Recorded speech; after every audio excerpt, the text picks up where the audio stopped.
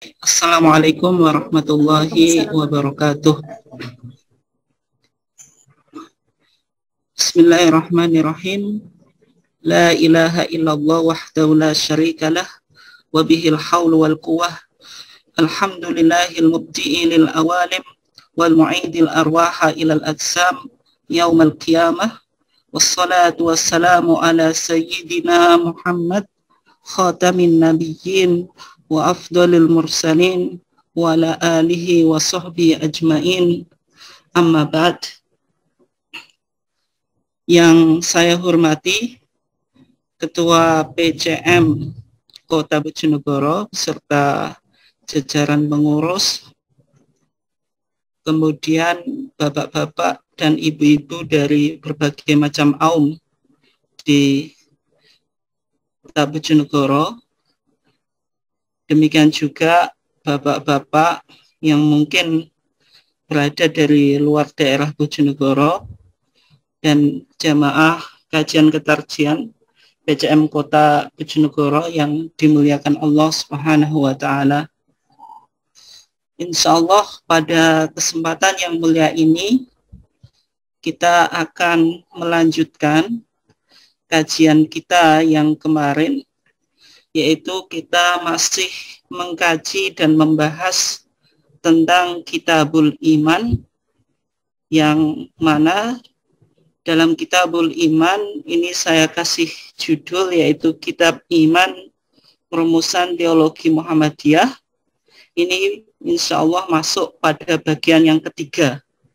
Dan ketika kita bicara tentang Kitabul Iman, nanti isinya berkaitan tentang pandangan-pandangan teologi Muhammadiyah, terutama dalam 6 rukun iman itu, mulai iman kepada Allah sampai iman kepada qada dan qadar. Dan Kitabul Iman ini merupakan keputusan Muktamar Khususi Tarjih di Solo tahun 1929, sebagaimana yang sudah pernah kita kaji dan kita lihat pada pertemuan yang kemarin. Dan kalau kita sudah bahas pada pertemuan yang kemarin tentang muqaddimah atau pendahuluan, kita sudah coba breakdown beberapa poin yang ada di muqaddimah atau pendahuluan dari Kitabul Iman.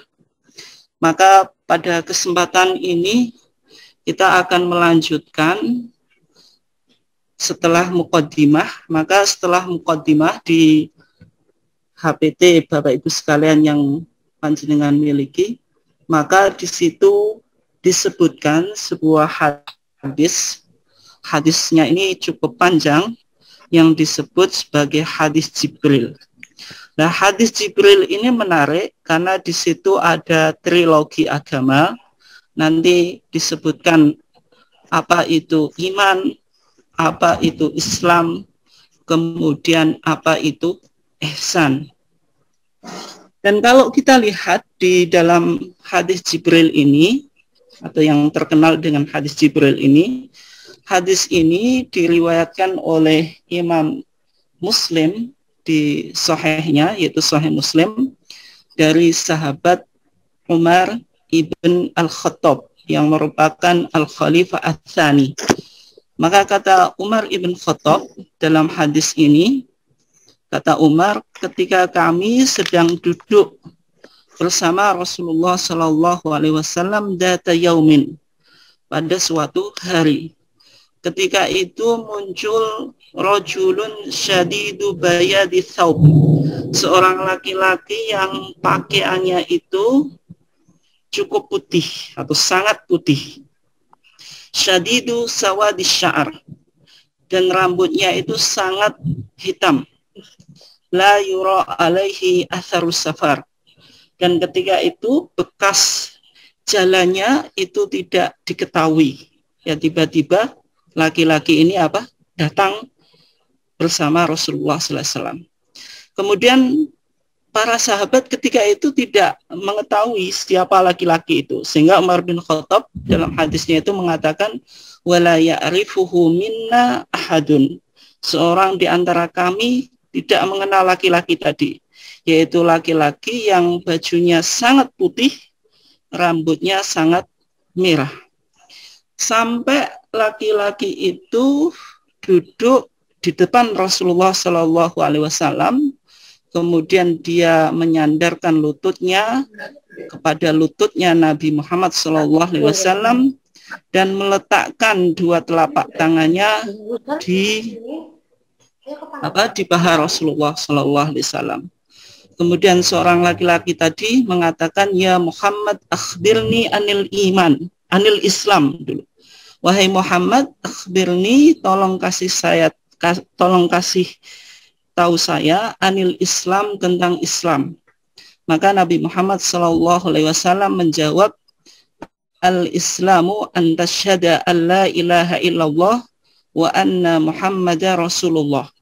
Yang disebut Islam itu engkau memberikan persaksian bahwasanya tiada Tuhan selain Allah, wa anna Muhammadar Rasulullah, dan sesungguhnya Nabi Muhammad itu Rasulullah.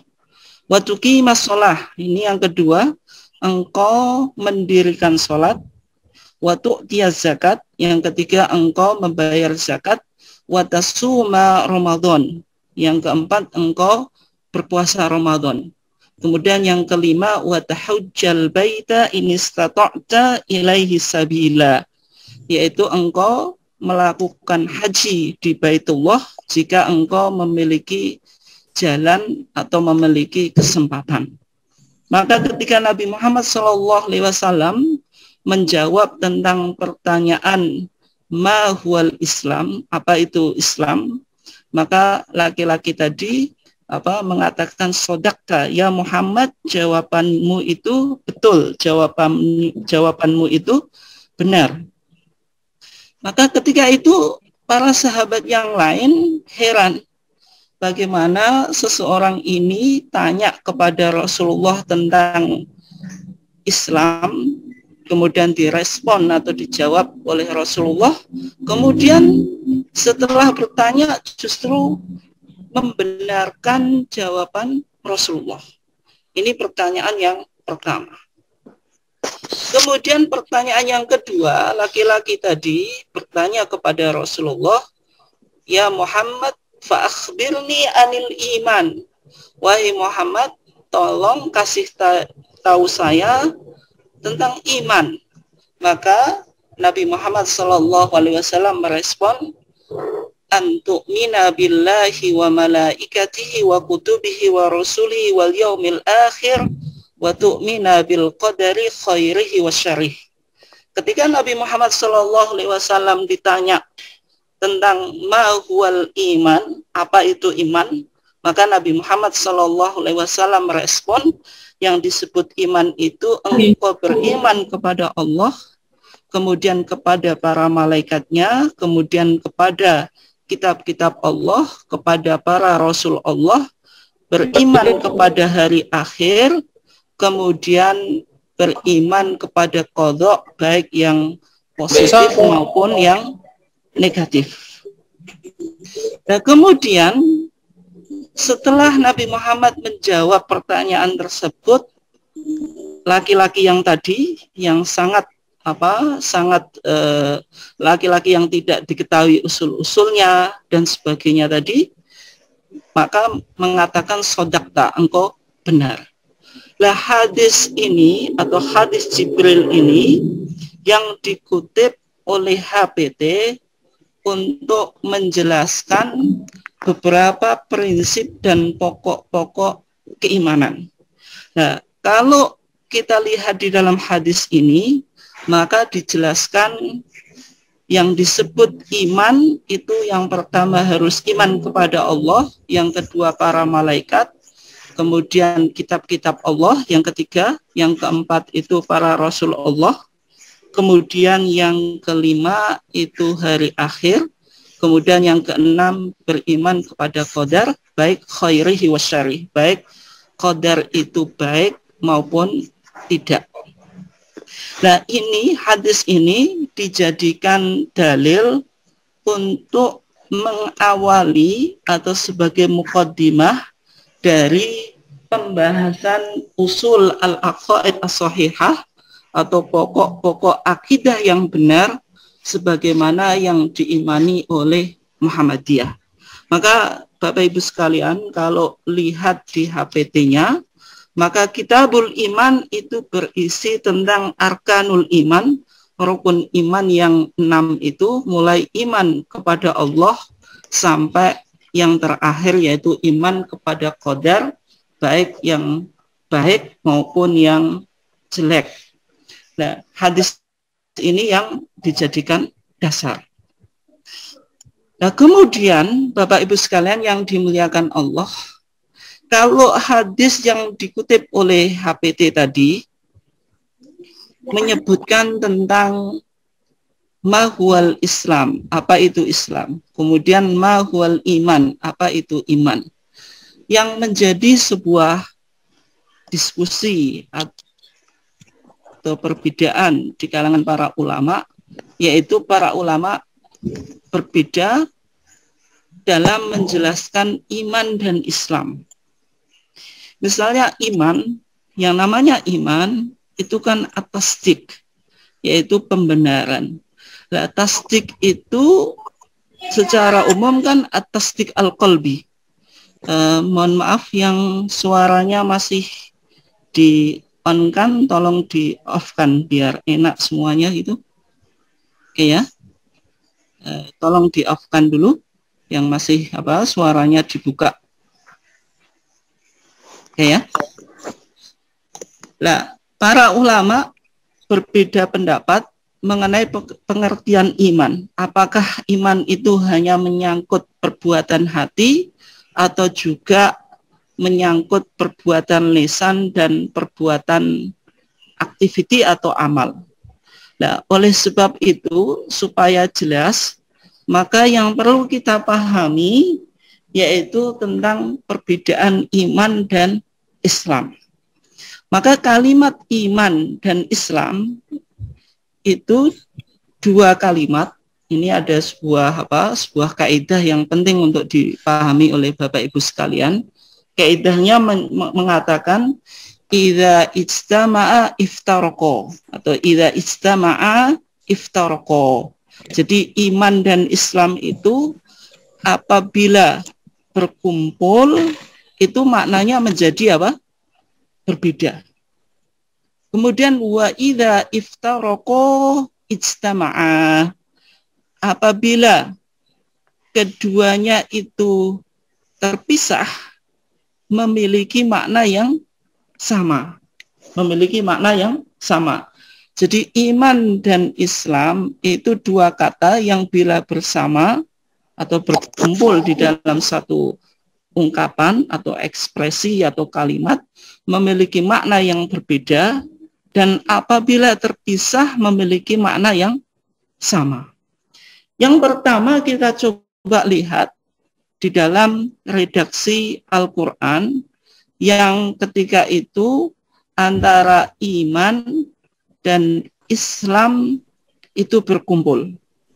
Jadi kalau berkumpul di dalam satu kalimat, di dalam satu ekspresi, maka iman dan Islam itu artinya berbeda. Maka kalau kita lihat di sini ada yaitu ayat 14 dari surat Al-Hujurat, Allah Subhanahu wa taala mengatakan qalatil a'rabu amanna. Berkata orang-orang Badui. Orang-orang Badui itu orang-orang desa dari bangsa Arab, yaitu kaum-kaum yang konteks sekarang ya kaum-kaum yang tidak memiliki pendidikan yang baik, atau mungkin bahasa Jawa ini kaum-kaum alasan semacam itu, atau kaum-kaum pegunungan. Qalatil a'rabu amanna. Berkata orang-orang Arab Badui, amanna, kami beriman. Qul lam tu'minu. Maka Allah mengatakan, qul wahai Muhammad, katakanlah lam tu'minu. Kamu sekalian itu belum beriman. walakin qulu aslamna, akan tetapi ucapkanlah kami telah berislam. Walamma yadkhulul imanu fi qulubikum. Kenapa kok tidak boleh mengamanna tapi disuruh mengatakan aslamna? Tidak boleh mengatakan kami beriman, tetapi disuruh mengatakan apa? Aslamna, kami telah Islam. Karena apa? Walamma yadkhulul imanu fi qulubikum. Karena iman itu belum masuk di dalam apa? Hati-hati mereka. Bapak Ibu sekalian yang suaranya masih dibuka, tolong di-off-kan itu. Bapak Ibu sekalian yang mic-nya itu dibuka, tolong ditutup.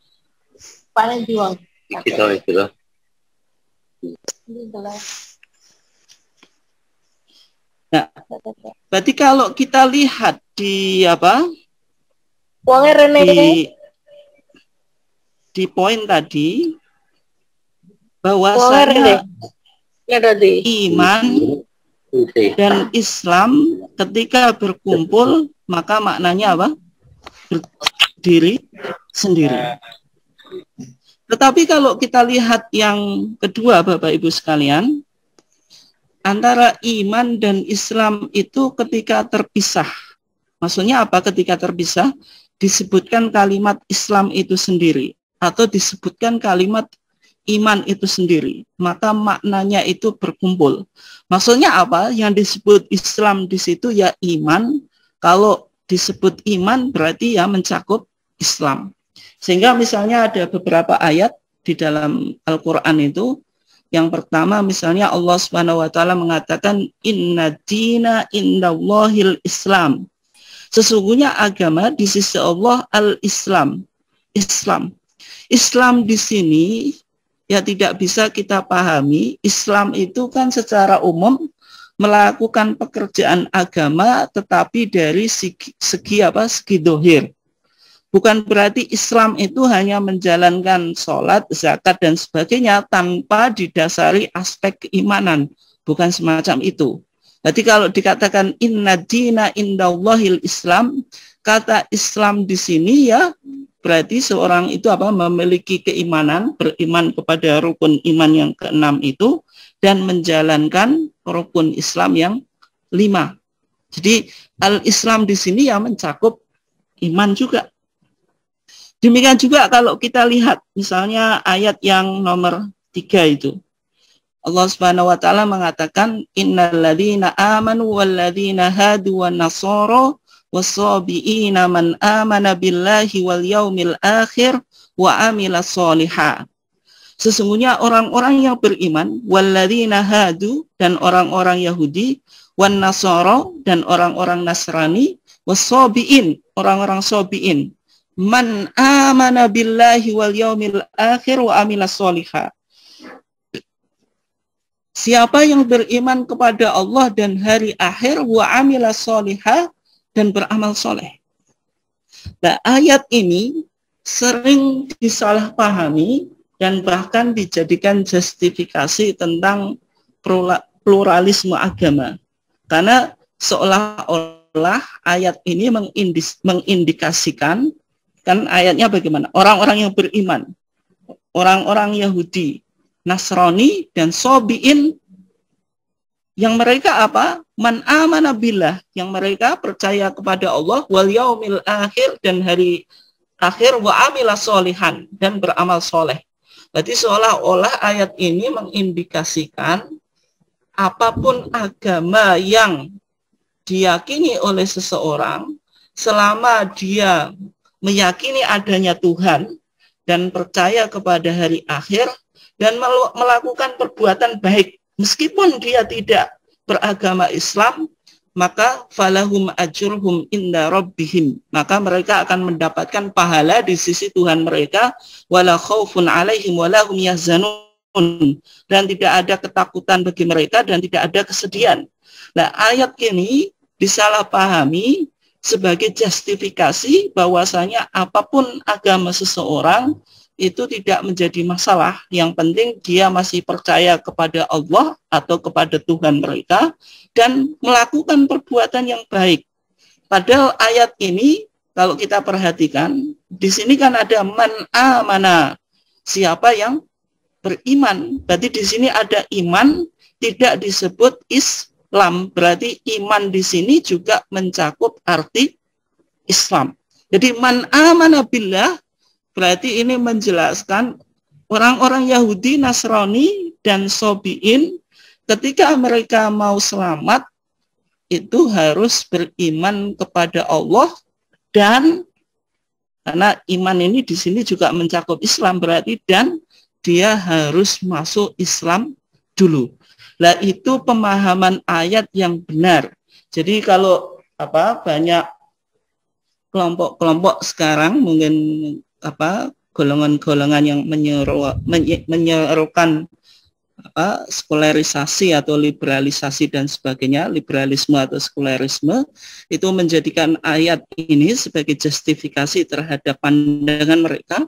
Sebenarnya dengan kaidah yang kita sebutkan tadi, maka terbantah. Karena man amana billah, iman di sini harus dipahami bukan berdiri sendiri, tapi dia beriman dan masuk Islam.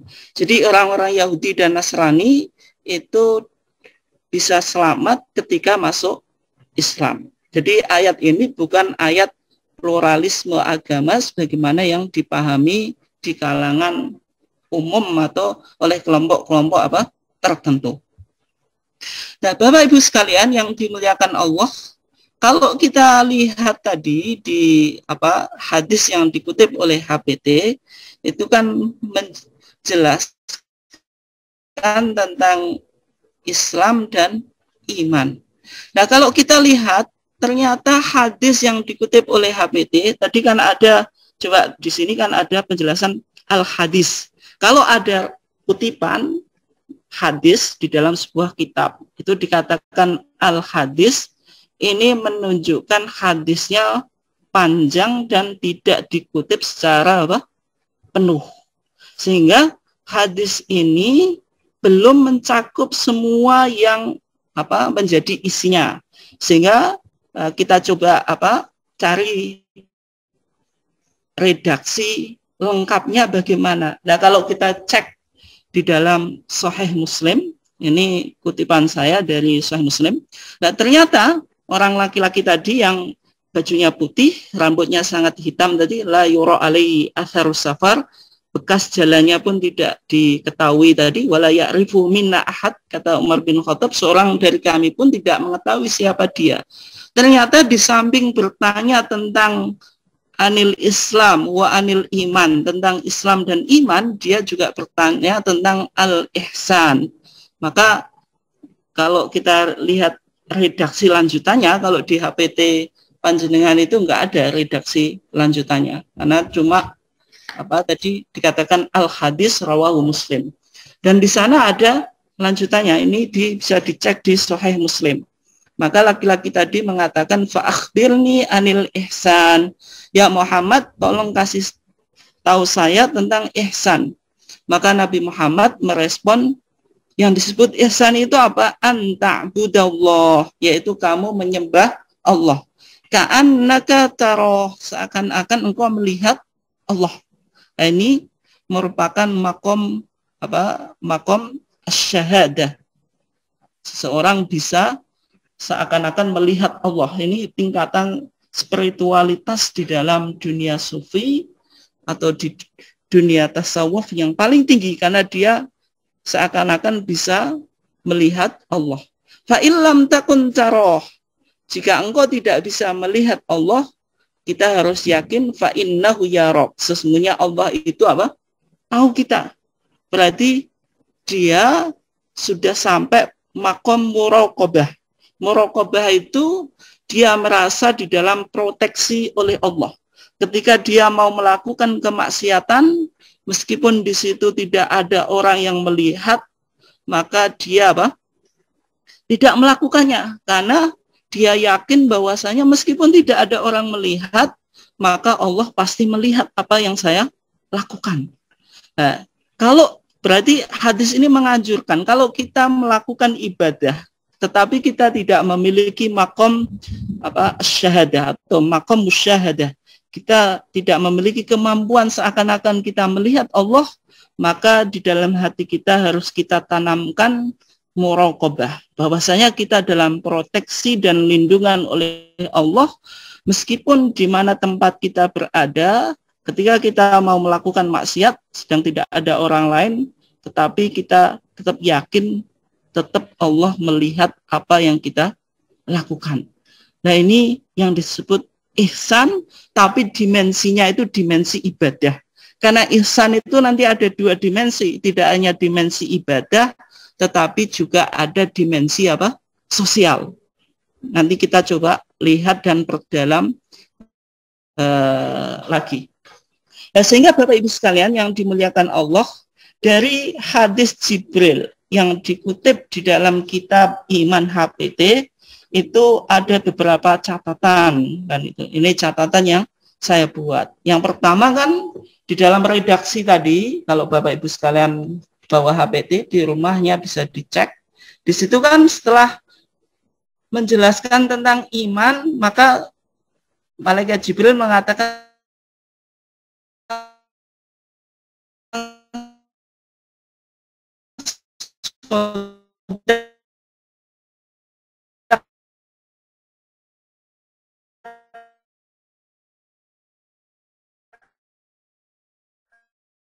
kemudian ada istilah interaksi hadis, sehingga saya tadi ternyata di situ ada poin yang penting yang menjadi bagian ketiga dari trilogi Dinul Islam. Agama Islam itu kan ada Islam, ada iman, ada ihsan. Ini yang ihsan ini yang tidak dimunculkan di dalam HPT. Nah, sehingga yang kedua aspek ihsan itu bisa disebut akhlak, bisa disebut tazkiyatun nafs, penyucian jiwa, atau tasawuf, spiritual sofistik, atau moral etika, yang seolah-olah di dalam HPT ini belum nampak menjadi perhatian. Nah, sehingga kalau kita lihat HPT yang kita miliki itu tetap nuansanya masih dominan fikih sentris, kebanyakan berbicara tentang fikih. Kemudian yang kedua akidah atau tauhid, itu presentasinya juga masih kecil, apalagi yang tentang ihsan atau tentang akhlak moral itu masih sedikit, meskipun Majelis Tarjih di Muktamar yang ke-31 kemarin, Munas Tarjih ke-31 kemarin di mana di Gresik itu juga mendiskusikan dan membuat tuntunan risalah akhlak secara filosofis, meskipun belum menjadi perhatian ulama-ulama tarjih juga, bagaimana membuat tuntunan akhlak, tuntunan atau panduan warga Muhammadiyah di dalam beretika, baik etika secara pribadi, kemudian sosial, berbangsa dan bernegara dan sebagainya. Nah, kemudian kalau kita lihat di situ ihsan itu kan bentuk muta'addi. Jadi kata kerja muta'addi itu kata kerja yang membutuhkan objek atau transitif atau verb transitif atau transitif verb. Kan dari hasan atau husnun itu kan baik, tapi kalau dirubah menjadi ahsana yuhsinu ihsan berarti membutuhkan sebuah objek. Nah, maksudnya apa? Maksudnya seseorang yang memiliki ihsannya itu jangan sampai hanya berdampak pada dirinya. Ihsan itu harus berdampak kepada orang lain dan diaktualisasikan dalam kehidupan. Sehingga dalam pandangan Muhammadiyah, ihsan yang digarap oleh Muhammadiyah itu ihsan yang berkemajuan. Ihsan yang tidak hanya baik secara pribadi, soleh secara pribadi, tapi juga soleh secara sosial. Nah, sehingga sejak awal Ahmad Dahlan misalnya ketika merintis Muhammadiyah ini kan dimulai dari Al-Ma'un. Semangat Al-Ma'un itu kan sederhana. Ahmad Dahlan tidak cukup menjadi kiai yang ngulang ngaji atau untuk dirinya sendiri, tapi harus diaktualisasikan dalam bentuk gerakan-gerakan sosial. Nah, sehingga Muhammadiyah sekarang berkembang sangat luar biasa ini, memiliki aum di dalam berbagai macam lini, ini juga tidak lepas dari pemahaman ihsan. Sehingga warga Muhammadiyah harus memahami bahwasanya ihsan itu kata kerja yang transitif. Kalau transitif itu harus memiliki objek.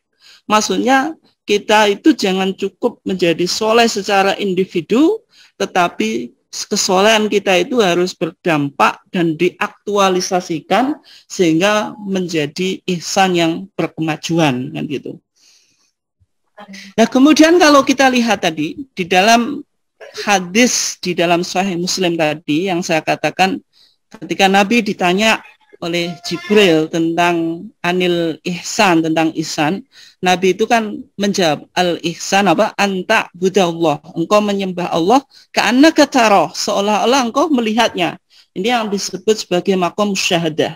Seseorang memiliki kedekatan spiritualitas kepada Allah sehingga seolah-olah dia itu bisa melihat Allah, kan ini. Kemudian fa'ilam takun tarah fa'innahu yaraq. Kalau kita tidak bisa mencapai makom syahadah, maka kita dituntut untuk makom muraqabah. Muraqabah itu kita merasa diawasi, diproteksi oleh Allah Subhanahu wa taala. Meskipun hadis ini sebenarnya berbicara ihsan dalam aspek ibadah saja, tetapi dalam redaksi-redaksi ayat dan hadis-hadis yang lain, ihsan itu juga disampaikan dalam aspek muamalat. Maksudnya muamalat itu apa? Ya, dalam berinteraksi sosial. Misalnya dalam hadis dikatakan al-ihsan apa? Yang disebut ihsan itu apa? Antuhsina man asa'a ilaik. Yang disebut ihsan itu engkau berbuat baik kepada orang yang berbuat jahat kepadamu. Nah, ini tidak mudah Bapak Ibu sekalian. Karena apa? Bagaimana kita berbuat baik kepada orang yang jahat kepada kita. Tapi ini menunjukkan ihsan dalam aspek muamalat. Bahwasanya seorang muslim itu tidak cukup soleh di hadapan Allah. Baik sholatnya, baik dalam zakat, baik dalam puasa, tetapi di dalam pergaulan, dalam berinteraksi secara sesama ternyata tidak baik kepada tetangga atau kepada teman pergaulan dan sebagainya. Nah, ini yang dibahas sebenarnya di dalam ihsan itu, karena ihsan itu ada dua tadi, al-ihsan fil ibadah. Berarti kalau kita ihsan di dalam ibadah itu, ya kita melakukan ibadah, sholat. Kalau dalam konteks sholat, bentuk ihsannya apa? Ya kita khusyuk di dalam sholat itu. Tapi sholat itu tidak hanya kita hanya khusyuk dalam sholat, tapi juga ternyata Al-Quran berbicara bahwasanya sholat itu harus bisa memproteksi kita dari melakukan kedzaliman kepada orang lain. Sehingga inna sholata tanha anil fahsyai wal munkar. Esensi sholat itu tidak hanya khusyuk di dalam melakukan, tapi juga sholat harus berdampak secara sosial. Bahwasanya orang yang sholatnya rajin dalam pergaulan, dalam interaksi sosial juga harus apa? Bagus, gitu. Sehingga Bapak Ibu sekalian yang dimuliakan Allah, kalau kita lihat di sini tentang apa? Tentang trilogi Dinul Islam, dari hadis Jibril yang panjang tadi, ada iman, Islam, ihsan. Maka iman itu yang harus kita imani itu sebagaimana di dalam arkanul iman, rukun iman itu mulai iman kepada Allah, malaikat, kitab, rasul, kiamat, qada dan qadar. Kalau Islam itu ya harus kita lakukan rukun Islam yang 5 itu dari syahadatain, 2 syahadat itu sholat, zakat, puasa, haji. Kalau ihsan itu 2. Ihsan di dalam ibadah apa? menyembah Allah dengan ikhlas. Jadi ibadah kita kalau mau menjadi ibadah yang betul-betul ihsan itu harus ikhlas. Yang kedua harus sesuai dengan tuntunan. Karena kalau ikhlas saja ternyata ketika melaksanakan tidak sesuai dengan tuntunan, maka itu ibadahnya belum ibadah yang baik. Karena belum sesuai tuntunan Nabi. Jadi antara ikhlas dengan sesuai dengan tuntunan ini harus selalu menyatu. Kemudian yang kedua itu ihsan dalam muamalat. Ihsan dalam muamalat itu yang disebut amal soleh itu.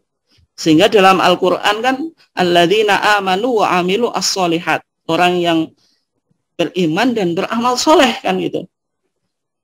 Atau dalam masail khams, masalah 5 yang menjadi paradigma pemikiran Muhammadiyah, ihsan dalam aspek muamalat itu yang disebut sabilullah. Sabilullah itu apa? Segala aktivitas yang diizini oleh Allah dalam rangka menegakkan hukumnya dan menjalankan syariatnya, yang lebih pada masoleh al-amah, yaitu aspek kemaslahatan umum. Nah, dalam muamalat ini maksudnya apa? Mencetak pribadi soleh secara individu kemudian menjadi soleh secara apa? Sosial. Ini penting dipahami oleh warga Muhammadiyah, sehingga Muhammadiyah ini kan sejak awal apa? Organisasi yang mementingkan, yang concern di dalam gerakan sosial. Ahmad Dahlan itu kan aksi-aksinya dari memahami agama kemudian diimplementasikan di dalam apa? Kehidupan sosial. Ini yang perlu untuk dipahami oleh warga Muhammadiyah. Sehingga kalau Bapak Ibu sekalian ngajar, jangan sampai punya pemahaman ngajar itu yang penting dapat uang. Berarti kalau yang penting dapat uang itu ya belum memiliki ihsan secara bagus. Karena ngajar itu tadi di samping, kalau uang itu ya hanya sampingan saja, tapi yang penting ini tadi amal soleh, bahwasanya jenengan ngajar itu menjadi amal soleh dan menjadi apa? Sabilullah. Bahwasanya ingin menyalurkan, mentransfer ilmunya kepada anak didiknya. Harus pandangannya semacam itu. Kalau tidak ya nanti ngajar sekedar apa? Sekedar dapat gaji, tetapi tidak memiliki tanggung jawab bagaimana mencerdaskan anak didiknya. Ini yang dicoba kita gali dari dari trilogi Dinul Islam yang ada dalam Kitabul Iman di dalam HPT ini. Nah, sehingga kalau kita lihat relasi trilogi Dinul Islam itu, agama itu harus ada 3 aspek tadi. Harus ada iman, karena kalau tidak ada iman, kita tidak mungkin melakukan apa? Perbuatan yang dohir, sholat, zakat, dan sebagainya itu. Sholat dan zakat dan sebagainya rukun-rukun Islam ini yang pada intinya harus mencetak pribadi yang betul-betul soleh. Bukan hanya soleh secara pribadi, tapi juga soleh secara apa? Sosial. Maka kalau kita lihat agama itu ya selalu relasinya ya selalu berputar itu antara iman, Islam dan ihsan. Ini harus betul-betul integrated, harus betul-betul united, menyatu di dalam pribadi seorang muslim. Nah, Bapak Ibu sekalian yang dimuliakan Allah, kalau kita lihat dari trilogi Dinul Islam tadi, iman, Islam, ihsan, itu ternyata ulama kita dari memahami hadis Jibril tadi, hadis Jibril yang cukup panjang, tetapi isinya itu 3 hal yang menjadi pokok di dalam agama Islam. Sehingga kalau kita lihat keilmuan di dalam Islam itu sebenarnya berkembang dan pondasi atau basicnya itu dari 3 hal tadi. Misalnya di sini dari iman itu melahirkan disiplin ilmu yang disebut ilmu at-tauhid atau ilmu akidah itu, atau ilmu usuluddin atau nama-nama yang lain yang sudah pernah kita kaji. Kemudian dari Islam itu melahirkan disiplin ilmu yang disebut fikih. Karena fikih itu kan ilmu yang membicarakan tentang aspek-aspek hukum. berbicara tentang rukun Islam yang 5, tentang tata cara sholat, tentang zakat, puasa, dan sebagainya. Kemudian ihsan yang ketiga, ini melahirkan disiplin ilmu yang disebut akhlak atau tasawuf. Dan kalau kita perhatikan, dari tauhid ini nanti menuju fikih. Karena tauhid ini kan yang menjadi pondasi di dalam kita beragama. Dengan kita beriman kepada Allah, akan melahirkan rukun-rukun iman yang lain. Dan ketika kita beriman kepada Allah, kita berusaha mengaplikasikan agama itu di dalam bentuk perbuatan. Maka kita sholat, kita zakat, itu sebenarnya kita fikih ini di fikih. Tapi sholat, zakat, dan seterusnya itu harus berdampak positif. Jangan sampai kita melakukan ibadah tetapi tidak berdampak positif di dalam kehidupan kita, maka membentuk akhlak atau tasawuf. Maka ketika seorang muslim bisa mengintegrasikan 3 hal ini, maka dia yang disebut sebagai muslim yang kafah. Udkhulu fisilmi kafah, masuklah kamu di dalam agama Islam secara kafah. Itu ya harus 3 hal ini harus betul-betul dipahami dan diaplikasikan di dalam kehidupan kita sehingga memberikan dampak di dalam kita beragama. Nah, Bapak Ibu sekalian yang dimuliakan Allah, kita coba lihat contoh relasi trilogi agama. Bagaimana Islam itu memberikan syariat. Ternyata syariat itu betul-betul memiliki substansi yang luar biasa kalau kita perhatikan. Coba kita lihat di sini, yaitu tentang syariat puasa. Dan insya Allah sebentar lagi kita puasa. Maka dalilnya apa? Ya ayyuhalladzina amanu, wahai orang-orang yang beriman. Kutiba alaikumusiyam, telah diwajibkan atas kamu puasa. Kama kutiba 'alal ladzina min qablikum la'allakum tattaqun. Sebagaimana diwajibkan atas orang-orang sebelum kamu, la'allakum tattaqun, supaya kamu sekalian bertakwa. Kalau kita perhatikan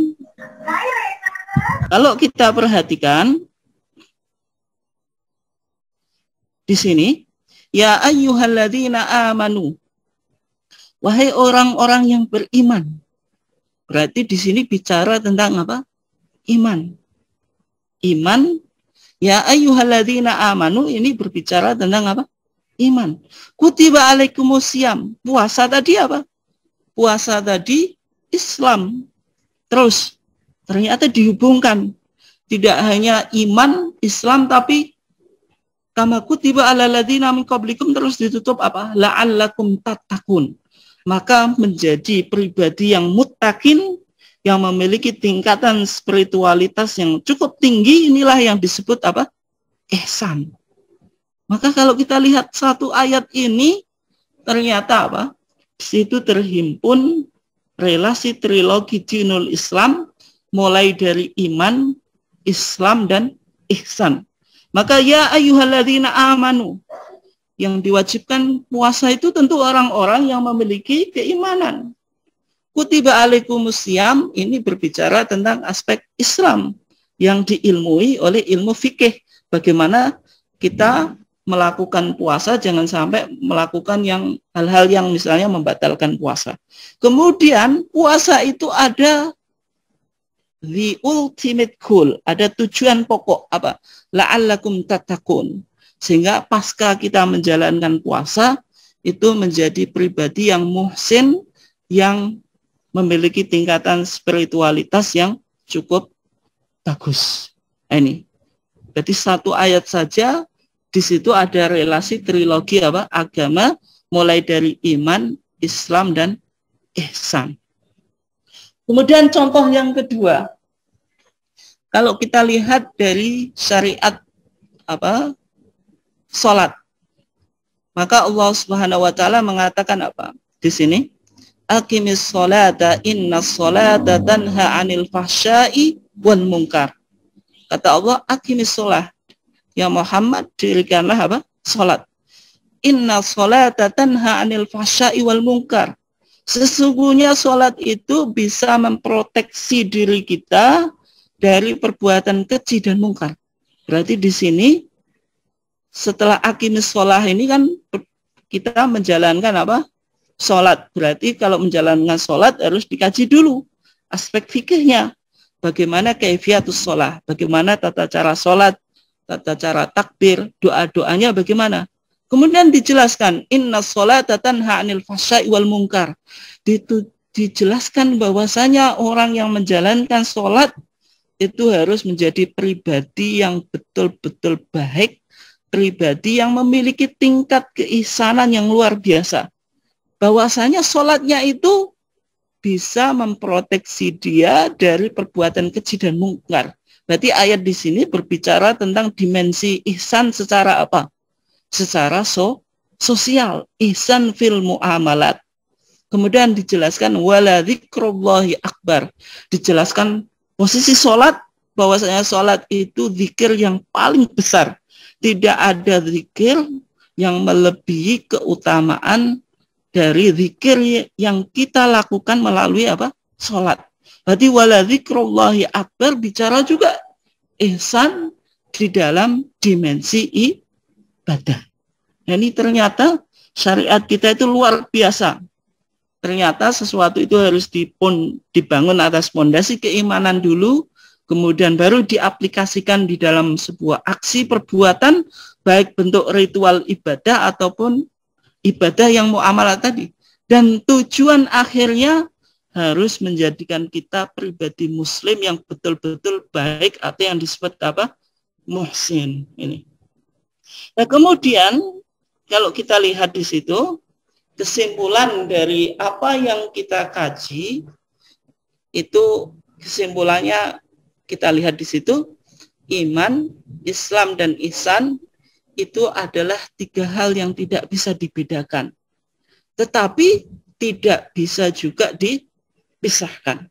Sehingga seorang mukmin, orang yang memiliki iman itu harus muslim dan muhsin.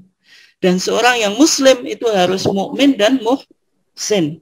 Kemudian seorang yang muhsin itu harus mukmin, kemudian apa? Muslim.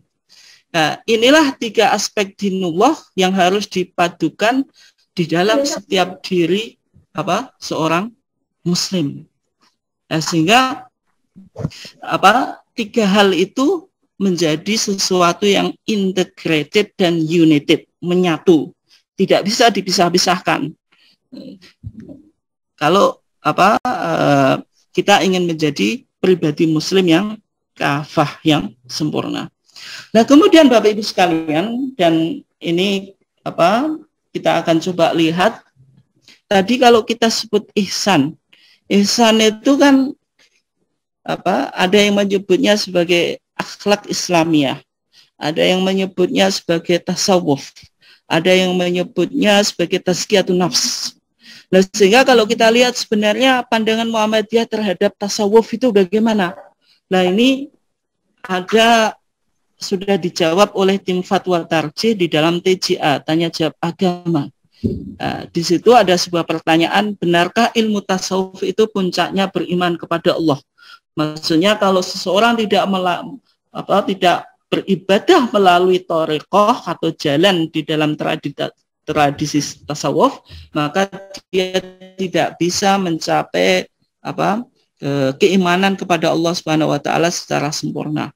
Maka dijelaskan di dalam Fatwa Tarjih itu yang pada intinya sebenarnya tasawuf itu kan ilmu yang membicarakan bagaimana seseorang bisa mencapai hubungan atau relasi kepada Allah dengan sebaik-baiknya.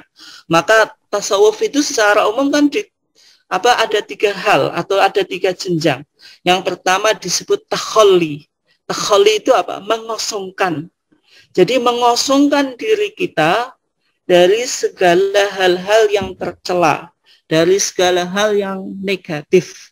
Ya, kalau orang ingin menjalankan tasawuf berarti yang negatif mulai dari gosip, kemudian hal-hal yang yang berlaku curang, menipu dan sebagainya itu harus dihilangi dari diri sendiri. Nah, dari takhalli, mengosongkan diri dari sifat-sifat yang tercela, maka diikuti dengan tahalli. Tahalli itu menghiasi. Kita hiasi diri kita dengan sifat-sifat yang terpuji, yaitu jujur, amanah, sidik, fatonah dan sebagainya. Itu hal-hal yang positif, kita hiasi diri kita dengan sifat-sifat yang positif itu. Kemudian setelah itu akan menjadi tajalli. Tajalli itu merasakan pancaran Allah, bahwasanya kita betul-betul menjadi pribadi mukmin yang luar biasa. Nah, kalau kita lihat konsep tasawuf yang semacam itu, ya sebenarnya tidak mengapa dalam pandangan apa? Muhammadiyah. Kalau tasawufnya model tadi, dari takhalli, kemudian tahalli, kemudian tajalli, dengan melakukan apa, ngaji rasa bahasa Jawanya, dengan melakukan apa, peningkatan spiritualitas, itu ya tidak apa-apa, tidak ada yang masalah. Tapi yang menjadi masalah, kalau kita menempuh jalan tasawuf, apakah kita harus mengikuti thariqah sufi? Ternyata di sana ada beberapa thariqah sufi, dari thariqah Qadiriyah, Rifaiyah, Syadiliyah, Naqsyabandiyah, Syatiriyah, Tijaniyah, Sanusiyah dan sebagainya. Dalam prakteknya warga Muhammadiyah ya tidak mengikuti salah satu dari thariqah yang ada di dalam masyarakat atau yang disebut sebagai thariqah mu'tabarah, itu tidak ada. Karena dalam pandangan Muhammadiyah itu mendasarkan pengalaman agamanya yang bersumber daripada Al-Quran dan Sunnah Nabawiyah dengan menggunakan pikiran sesuai yang dianjurkan oleh Al-Quran dan As-Sunnah. Sehingga praktek-praktek tasawuf yang ada di masyarakat itu ya kita lihat, kita verifikasi sesuai dengan Al-Quran dan Sunnah atau tidak. Kalau sesuai dengan Al-Quran dan Sunnah, zikirnya itu sesuai dengan zikir yang dipahami oleh Muhammadiyah berdasarkan Quran dan Sunnah atau tidak. Kalau sunnahnya makbulah ya kita terima, kalau tidak ya berarti tidak usah kita amalkan. Karena dalam pandangan Muhammadiyah, mazhab tasawuf ini juga harus diuji dan diverifikasi melalui Quran dan Sunnah, karena Muhammadiyah itu menjalankan agama secara independen, tidak berafiliasi kepada mazhab tertentu, baik dalam persoalan teologis, persoalan fikih maupun persoalan tasawuf. Itu intinya dari pertanyaan apakah tasawuf itu boleh atau tidak. Nah, kemudian ini yang terakhir. Nah, dalam memahami tadi trilogi agama tadi, ada iman, kemudian ihsan, kemudian ada Islam. Maka yang perlu kita pahami, ini sebenarnya nanti menjadi topik tersendiri dalam kajian manhaj tarjih. Maka ada pendekatan dalam bertarjih. Ini sebenarnya putusan tarjih tahun 2000 di Jakarta. Muhammadiyah itu dalam bertarjih menggunakan 3 pendekatan. Ada bayani, ada burhani, ada irfani. Bayani itu secara tekstual menggunakan Quran hadis. Kemudian kalau burhani menggunakan pendekatan akal atau ilmu pengetahuan. Kalau irfani menggunakan pendekatan kepekaan nurani atau ketajaman intuisi batin melalui tazkiyatun nafs atau melalui olah spiritual. Sehingga irfani itu juga menjadi pendekatan yang penting di dalam kita beragama menurut Muhammadiyah. Ini kan terobosan Muhammadiyah yang melihat bahwasanya seolah-olah Muhammadiyah itu tidak memberikan perhatian terhadap hal-hal yang nuansanya spiritual. Nah, sebenarnya melalui 3 pendekatan dalam bertarjih ini, kita sekarang sudah menemukan sebuah metodologi yang disebut sebagai irfan. Irfan itu ya melihat sesuatu dengan pendekatan spiritual. Sehingga kalau kita lihat di situ dari 3 pendekatan itu, yang pertama disebut bayani. Bayani itu apa? Merespon permasalahan dengan titik tolak utama adalah nas-nas syariah, yaitu Al-Quran dan As-Sunnah. Jadi kalau ini secara umum digunakan dalam ibadah-ibadah mahdhah. Ya berarti kalau kita ditanya bagaimana tata cara takbir di dalam sholat, ya berarti pendekatannya apa secara umum ya pendekatan bayani dulu, dilihat teks Al-Quran dan sunnahnya. Ini yang disebut bayani. Berarti kalau bayani itu sumber pokoknya tadi nusus an-nusus asyariyah, teks-teks agama yaitu Al-Quran dan as-sunnah. Yang kedua itu burhani. Burhan itu pendekatan yang menggunakan ilmu pengetahuan yang berkembang. Jadi dalam pandangan Muhammadiyah itu tidak selalu melihat sesuatu itu secara tekstual, tetapi terkadang juga burhani, yaitu menggunakan pendekatan ilmu pengetahuan yang berkembang. Sehingga kalau kita lihat ijtihad Muhammadiyah, misalnya sekarang kita sudah mau masuk puasa dengan menggunakan apa? Hisab. Hisab itu burhani.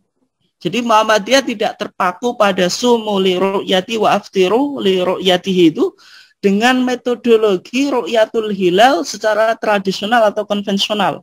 Karena Muhammadiyah melihat ini dulu sifatnya itu sementara. Tapi dalam konteks modern tidak bisa kita hanya mengandalkan bayani, itu pun cuma berdasarkan hadis tadi dan mengabaikan burhani. Burhani itu menggunakan pendekatan ilmu pengetahuan, berarti dengan ilmu falak atau ilmu astronomi. Dan ternyata itu juga punya argumentasinya dari Al-Quran kan.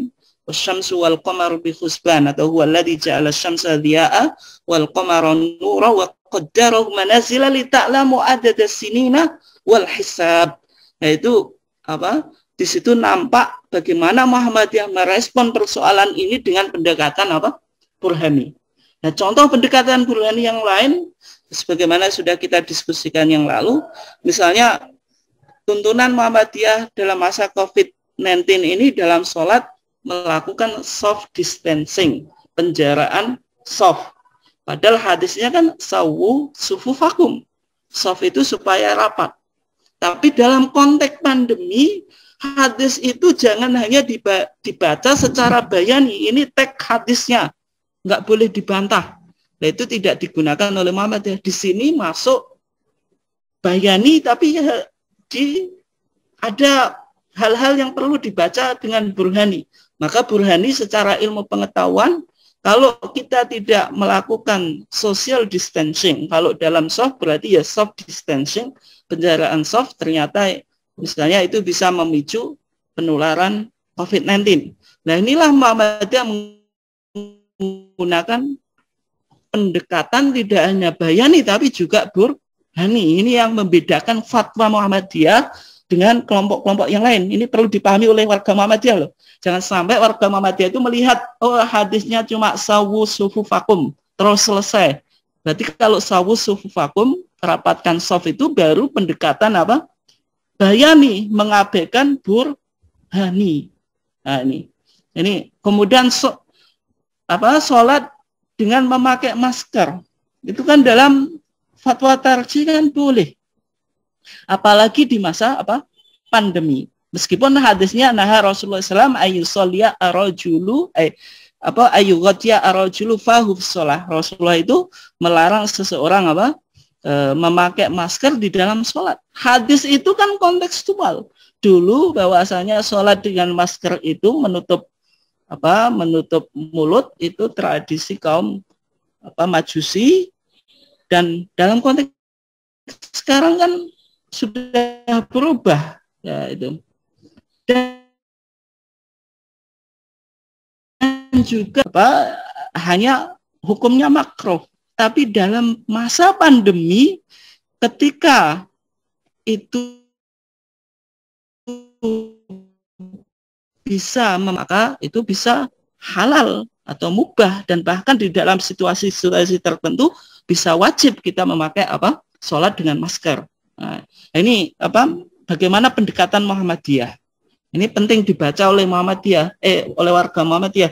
Jangan sampai warga Muhammadiyah ini beragama tapi cuma bayani saja. Nah, nanti itu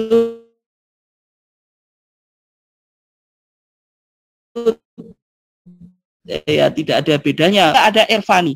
Irfani itu apa? Merespon permasalahan dengan kepekaan nurani dan ketajaman intuisi batin melalui pembersihan jiwa. Nah, kalau bayani itu sangat tekstual, kalau burhani itu sangat rasional, mengandalkan akal. Tapi antara tekstual rasional ini jangan didewa-dewakan, sehingga seolah-olah kita mengabaikan apa yang disebut sebagai kebenaran batin, ada intuisi batin. Ini juga penting, kan itu. Sebuah contoh ini, kalau jenengan berpikirnya itu sangat bayani dan sangat burhani, maka sholat tidak usah memakai baju atas, cukup menutup aurat, itu secara fikih sah. Secara fikih apa? Sholatnya apa? Sah, selama auratnya apa? Ditutup. Ini bagi laki-laki loh, kalau ibu-ibu yang enggak. Apa? Kita sholat, baju atas kita lepas, cukup kita tutupi auratnya. Itu secara fikih sah. Dan sholatnya tidak usah diulang, itu sah secara fikih. Dengan pendekatan bayani dan burhani secara akal, ya itu tetap sah. Tetapi ada irfani, ada aspek kesopanan. Ya kalau kita logikakan, kita mau ketemu orang yang kita anggap kita hormati, yang kita muliakan, itu saja kita merasa malu. Kita pakai parfum, kita pakai baju yang baik, dan kita menghadap zat yang maha mulia, masa kita tidak memiliki kesopanan. Berarti ini kan pendekatannya irfani. Nah, sehingga misalnya bapak ibu kalau melihat anaknya sholatnya kok nggak pakai baju, itu disuruh, nak, kalau sholat pakai baju juga atas, pakai baju yang bersih. Itu berarti menggunakan pendekatan apa? Irfani. Ini di atas hukum fikih, di atas pendekatan bayani, dan di atas pendekatan apa? Burhani. Nah, ini yang perlu untuk dipahami oleh warga Muhammadiyah. Sehingga yang menjadi catatan dari 3 pendekatan tadi, penggunaan 3 pendekatan tersebut tidak dilakukan secara alternatif, di mana satu atau apabila tidak memungkinkan diambil yang lain. Dalam memahami sebuah persoalan di dalam tarjih itu tidak menggunakan 3 pendekatan itu secara alternatif. Misalnya kalau suatu kasus ini dilihat bayani saja, itu tidak secara alternatif, tetapi secara sirkular. Sirkular itu kan berputar, yaitu digunakan secara bersama-sama apabila diperlukan. Ya misalnya makanya di gambar itu kan antara bayani, burhani, irfani itu kan berputar. Nah, kemudian apabila digunakan 1 atau 2 di antara hal itu sudah mencukupi, maka yang lain tidak diperlukan. Sehingga dalam beberapa ibadah, kalau ini hanya dilakukan secara bayani saja, dengan pendekatan Quran dan hadis itu sudah bisa disimpulkan, meskipun tidak menggunakan pendekatan burhani dan irfani, itu bisa juga. Tidak harus dalam satu hal itu harus ada 3 pendekatan, tidak. Tapi yang penting kalau bisa dibaca dengan 3-3-nya, ya berarti digunakan 3-3-nya. Tapi kalau tidak, yang bisa digunakan hanya 2, ya berarti 2. Kalau yang hanya bisa digunakan 1, ya berarti 1 saja, kan itu. Ya nanti ketika sudah contoh-contoh kita coba nanti kalau sudah masuk manhaj tarjih kita coba bahas secara detail. Kemudian penggunaan 3 pendekatan ini dimaksudkan satu sama lain saling melengkapi. Jadi 3 hal itu saling melengkapi, tidak berdiri sendiri-sendiri, tapi saling melengkapi dan sifatnya itu sirkular, bukan alternatif. Nah, sehingga irfani dengan pendekatan tazkiyatun nafs ini harus mulai dikembangkan di dalam gaya berpikir orang Muhammadiyah. Tapi yang namanya irfani harus selalu didiskusikan dengan bayani, kan itu. Tidak bisa kita melakukan sesuatu ini dasarnya irfani. Ya kemarin contoh yang kita diskusikan tentang Sayyidina dalam sholawat kepada Nabi. Sayyidina dalam sholawat kepada Nabi, dalam sholat itu secara irfani mungkin oke. Karena memiliki dimensi sopan santun, kepada Nabi di dalam sholat. Ternyata kontradiktif dengan bayani. Ya kok bisa kontradiktif dengan bayani? Karena tidak ditemukan hadis satupun bahwasanya sholawat Nabi di dalam sholat itu menggunakan apa? Sayyidina. Itu yang dimaksud sirkular. Jadi harus berdialog antara tiga pendekatan itu, tidak bisa hanya satu saja. Nah, ini contoh, dan saya kira waktunya sudah cukup ya, jam 9 kita coba lanjutkan dengan diskusi supaya mempertajam kajian kita.